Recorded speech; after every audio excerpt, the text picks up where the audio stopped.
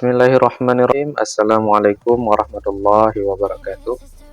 Hai sahabat semuanya, di video kali ini saya akan melanjutkan tutorial mengenai panduan dasar dalam menggunakan Microsoft Word bagi pemula part 2. Nah, di video sebelumnya saya sudah menjelaskan bagaimana dasar-dasar untuk menggunakan Microsoft Word bagi pemula.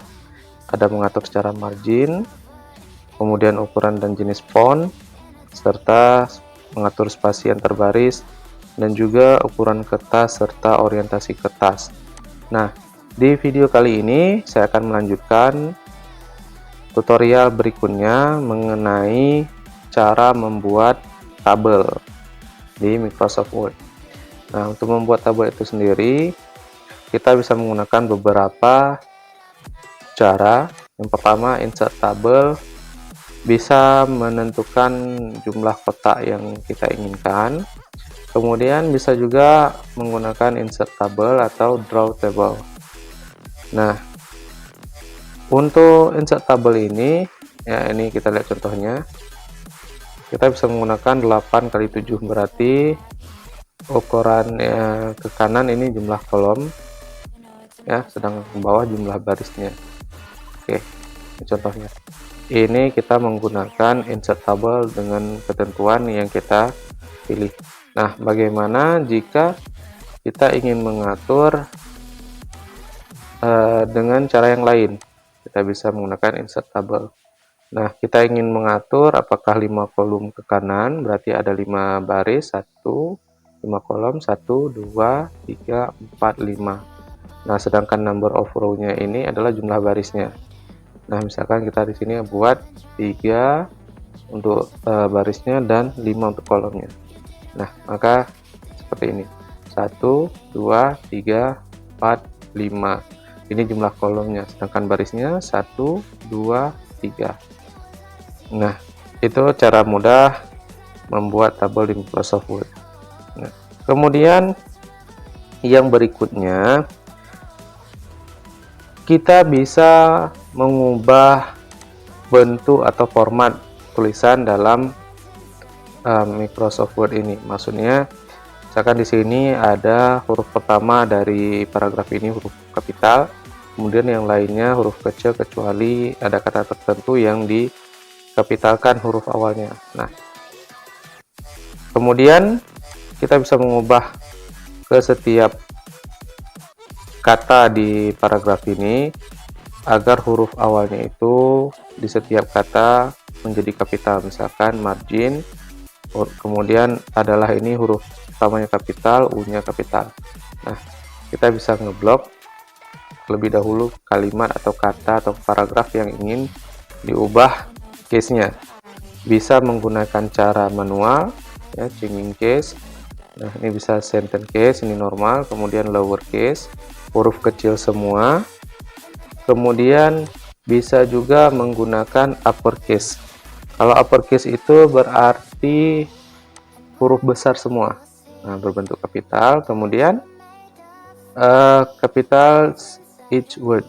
Nah, jadi setiap huruf awalnya adalah kapital. Kemudian ada juga toggle case, jadi huruf pertamanya kecil, yang lainnya besar. Nah, huruf pertama dari setiap kata itu kecil. Kita bisa juga menggunakan F3.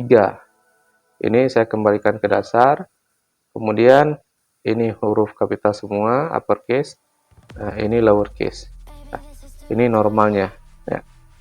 Baik, itu cara menggunakan change case atau ini ya, cara mengubah huruf di setiap kata.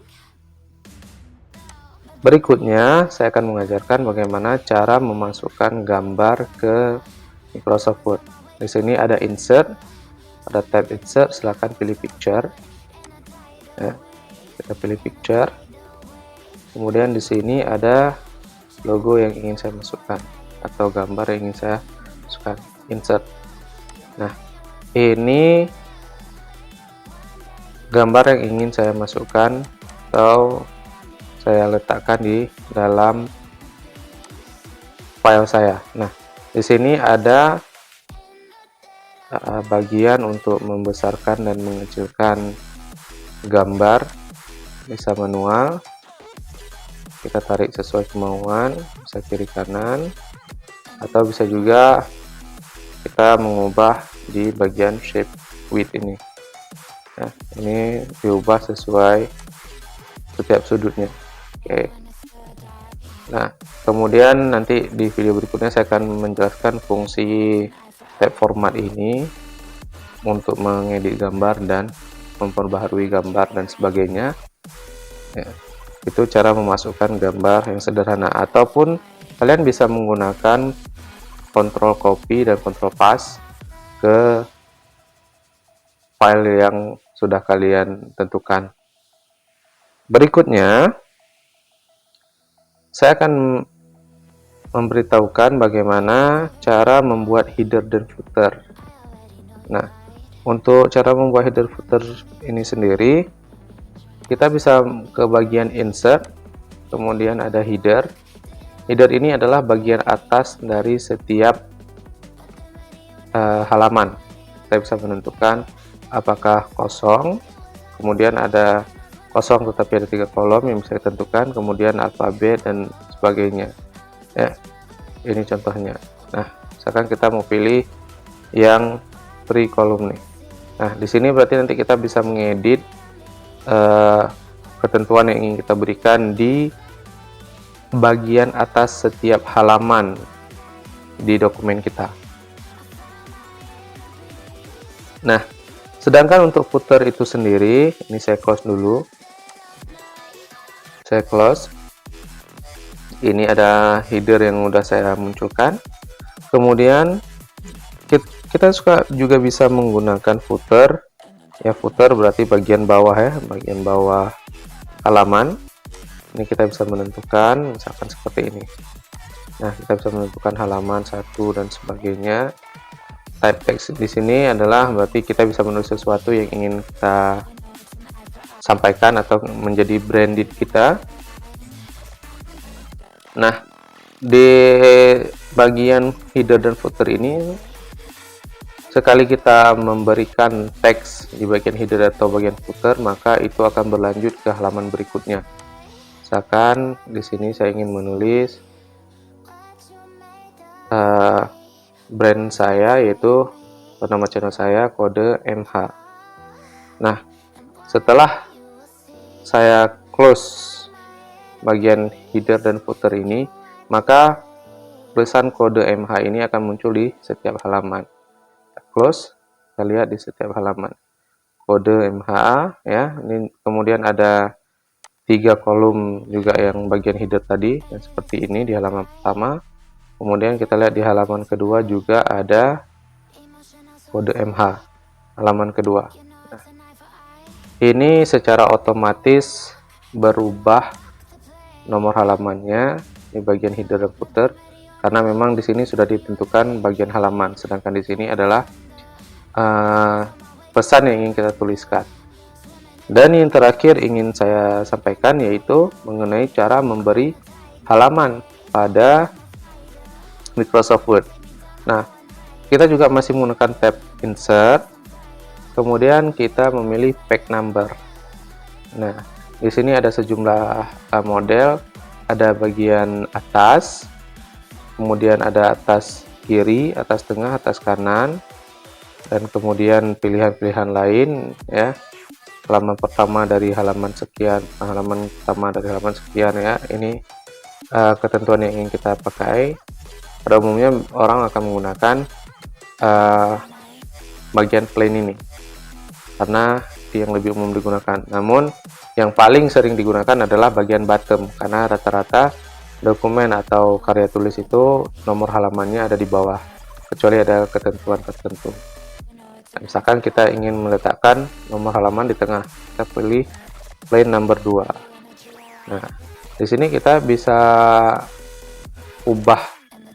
Nah, kita mungkin ini akan berbeda font di halaman utamanya dengan di headernya. Namun untuk ukuran nomor kaki atau sebagainya di sini atau nomor halaman ini biasanya lebih kecil dari nomor font atau ukuran yang ada di halaman utama. Nah, biasanya kalau di ketentuan karya tulis ilmiah biasanya berukuran 10:11. Kalau yang 10 biasanya itu adalah catatan kaki. Nah, kita juga bisa mengubah fontnya itu biar agar sesuai. Kita akan ubah ke Times New Roman, sehingga antara format font yang ada di halaman utama dengan di header atau footernya itu bisa sama fontnya. Nah, itulah sedikit panduan dasar yang bisa saya sampaikan bagi kalian semua. Untuk panduan dasar lainnya akan saya sampaikan di video berikutnya. Terima kasih sudah menonton. Jangan lupa tekan tombol like, subscribe, dan tentunya juga share. Terima kasih saya ucapkan sekali lagi. Assalamualaikum warahmatullahi wabarakatuh.